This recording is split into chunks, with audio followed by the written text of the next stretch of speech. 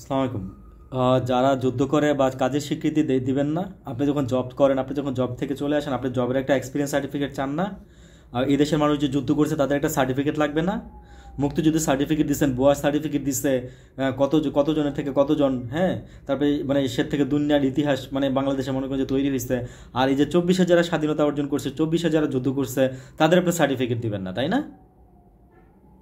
That's name is মানে প্রোক্লামেন্ট। তো আমার কথা হচ্ছে যে মানে আপনারা একটা ঘোষণা, একটা জিনিস হয়ে গেছে, স্বাধীনতা হয়ে গেছে, হাসিনা পলাই গেছে, হাসিনা বিদায় নিচ্ছে, ঠিক আছে। যারা স্বাধীন আনছে, যারা স্বাধীনতা আনছে, যারা স্বাধীন করছে এই দেশ, তারা স্বীকৃত চাচ্ছে এই দেশে, তারা কি করছে? কেন আমি যদি আজকে পরীক্ষা পাশ করি, আমি আমার আজকে রেজাল্ট মার্ক চাপো না? আমি আজকে আমার সার্টিফিকেট চাপো না? তাহলে কেন আপনারা মনে করেন যে এই প্রোক্লামেশন নিয়ে আপনারা মনে করেন যে আপনারা যে এই যে এত এত দ্বিধাদ্বন্দ্ব, এত এত ইয়ার মধ্যে আছেন? বুঝছেন, একটা ফাইজলামি পাই বুঝছেন সবাই মিলে দেশটারে, তাই না? একদিকে সুশীলরা, একদিকে আমলারা, আরেকদিকে আপনারা অন্তর্বর্তীকালীন সরকার, আরেকদিকে বিএনপি, সব মিলাই জেলায় মনে করেন যে একটা জাত অবস্থা। এর মধ্যে মনে করেন যে সবার তো দাবি দেওয়া আছেই, ঠিক আছে। সবার দাবি এখনই মার দিতে হবে, কারণ হাসিনা থাকতে যেতে পারলেন না।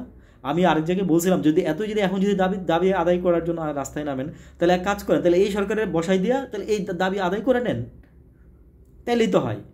এই সরকার আসছে একটা মানে সাময়িক সরকার, ঠিক আছে। আপনারা ওর কাছে চান যে আবার আসতেছে।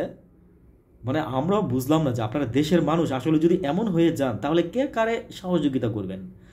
আমাদের দেশের মানুষ একদিকে যেমন ভালো, হ্যাঁ, মন মানসিকতা ভালো, আরেকদিকে হচ্ছে মানে মানে কিছু মানুষ আছে মানে মানে আসলে কি আমরা জানেন, আমরা আসলে হুজুগে হুজুগে বাঙালি, বুঝছেন।